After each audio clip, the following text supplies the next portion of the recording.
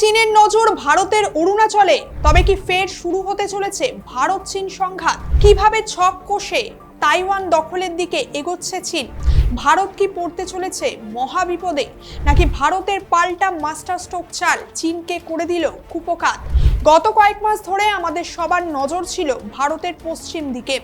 Iran ও আমেরিকার মধ্যেকার মারাত্মক যুদ্ধ পরিস্থিতি, লোহিত সাগর বা স্ট্রেট অফ হরমুজের উত্তেজনা আমাদেরকে ভাবিয়ে তুলেছিল, কারণ সেখান থেকে আমাদের তেল ও গ্যাসের সাপ্লাই আসে। কিন্তু যখন আমরা পশ্চিমের দিকে তাকিয়েছিলাম, তখন আমাদের পূর্ব দিকে এবং উত্তর পূর্ব সীমান্তে নিঃশব্দে বড় কিছু ঘটে যাচ্ছিল। চীনের প্রেসিডেন্ট শি জিনপিং সম্প্রতি তাইওয়ানের বিরোধী দলীয় নেত্রীর সঙ্গে বৈঠক করেছেন। একে বলা হচ্ছে পিস টক বা শান্তি আলোচনা। কিন্তু প্রশ্ন হলো, চীনের মতো দেশ যখন শান্তির কথা বলে, তখন পর্দার আড়ালে যুদ্ধের প্রস্তুতি কতটা থাকে? আজ আমরা আলোচনা করব ভারতের অরুণাচল থেকে শুরু করে প্রশান্ত মহাসাগরের তাইওয়ান পর্যন্ত চীনের আগ্রাসনের আসল উদ্দেশ্য এবং ভারতের মোক্ষম জবাব নিয়ে। অরুণাচল ও তাইওয়ান কেন এই অঞ্চলটা বিবাদের মূল কেন্দ্র? দেখুন, ভারত ও চীনে ৩,৪৮৮ কিলোমিটার লম্বা সীমান্তকে ৩টি সেক্টরে ভাগ করা হয়। এর মধ্যে সবচেয়ে উত্তপ্ত হলো পূর্ব অঞ্চল বা অরুণাচল প্রদেশ। চীন একে ভারতের রাজ্য হিসেবে মানতে চায় না, তারা একে বলে দক্ষিণ তিব্বত। তাইওয়ান কেন এত গুরুত্বপূর্ণ? এর বেশ কিছু কারণ আছে। এর মধ্যে এক ঐতিহাসিক কারণ। 1914 সালের সিমলা চুক্তিতে ম্যাকমোহন লাইন অনুযায়ী তাইওয়ান ভারতের অংশ হয়। কিন্তু 1950 সালে চীন তিব্বত দখল করার পর থেকেই এই এলাকাটি দাবি করতে শুরু করে। দুই, ধর্মীয় ও রাজনৈতিক কারণ।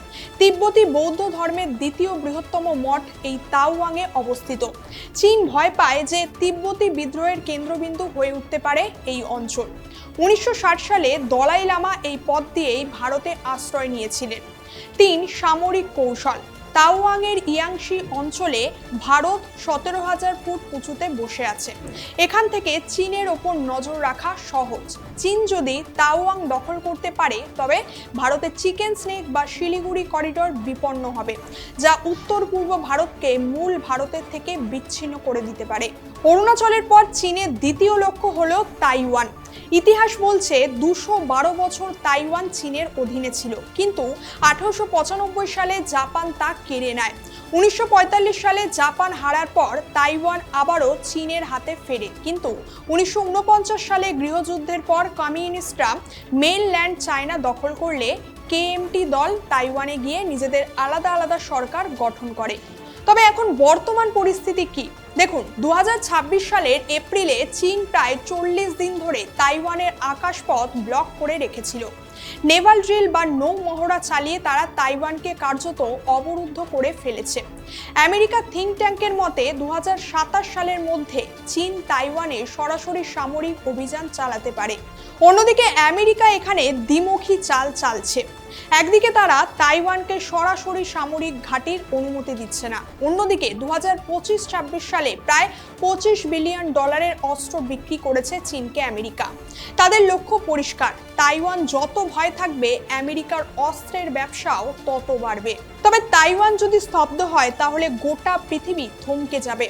আপনাদের অনেকের মনে হতেই পারে, তাইওয়ান তো ছোট্ট একটা দ্বীপ, সেখানে যুদ্ধ হলে আমাদের তাতে কি?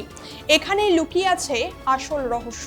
হ্যাঁ, পৃথিবীর 90% অ্যাডভান্স সেমিকন্ডাক্টর বা চিপ আসে তাইওয়ান থেকেই। সেমিকন্ডাক্টর ছাড়া আপনার স্মার্টফোন, ল্যাপটপ, টিভি, এমনকি আপনার বাড়ির ফ্রিজ বা এসিও তৈরি হবে না। হাসপাতালের এমআরআই মেশিনও থেকে শুরু করে যুদ্ধের ড্রোন বা ফাইটার জেট সবই চলে এই চিপের ওপর ভিত্তি করে। তাই তাইওয়ান সংকটের মানে হলো বিশ্বজুড়ে ইলেকট্রনিক্স এবং টেলিকমিউনিকেশন ব্যবস্থা অচল হয়ে পড়া। তবে ভারতও কিন্তু এই সময় হাত গুটিয়ে বসে নেই। ভারতের মোক্ষম জবাব আত্মনির্ভরতার পথে মিশন 2.0। অর্থাৎ চীন বা আমেরিকা যখন ভূ রাজনীতি নিয়ে ব্যস্ত, ভারত তখন ভবিষ্যতের প্রস্তুতি নিচ্ছে। স্ট্রেট অফ হরমুজ বা তাইওয়ান সংকটে যেন ভারত বিপদে না পড়ে, তার জন্য ইতিমধ্যে শুরু হয়ে গেছে ইন্ডিয়া সেমিকন্ডাক্টর মিশন 2.0। এক্ষেত্রে ভারতের পরিকল্পনা খুব পরিষ্কার। যেমন 2026 সালে বাণিজ্যিক উৎপাদন। 2026 সালের মধ্যে ভারতের 4টি বড় প্ল্যান্টে বাণিজ্যিক উৎপাদন শুরু হবে। এর মধ্যে গুজরাটের সানন্দ এবং ধোলেরা হবে প্রধান হাব। শুধু গুজরাট নয়, মহারাষ্ট্রের পানভেল, উত্তরপ্রদেশের জাওয়ার, উড়িষ্যার ভুবনেশ্বর এবং অন্ধ্রপ্রদেশেও সেমিকন্ডাক্টর প্ল্যান্ট তৈরির কাজ এগোচ্ছে। এর পাশাপাশি ভারত 1 লক্ষ ছেলে মেয়েকে চিপ টু স্টার্টআপ প্রকল্পের অধীনে প্রশিক্ষণ দিচ্ছে, যাতে সেমিকন্ডাক্টর তৈরির জন্য আমাদের বিদেশের ওপর নির্ভর করতে না হয়।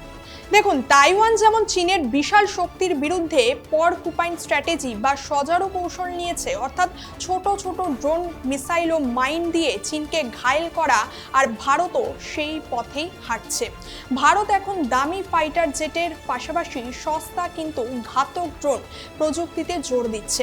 ভারতের লক্ষ্য হলো চীনের জন্য যুদ্ধকে এতটাই ব্যয়বহুল করে তোলা যে তারা যেন আক্রমণের সাহস না পায়, যেমনটা ইরান আমেরিকার ক্ষেত্রে করেছে।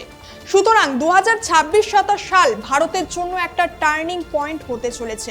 আমরা যদি সেমিকন্ডাক্টরে আত্মনির্ভর হতে পারি এবং সীমান্তে আমাদের অবকাঠামো শক্তিশালী রাখতে পারি, তবে কোনো বিদেশি শক্তি ভারতকে দমাতে পারবে না সহজে। ভারত শুধু নিজের প্রয়োজন মেটাবে না, বরং বিশ্বের কাছে একটা স্ট্রাটেজিক পার্টনার হিসাবে আবির্ভূত হবে।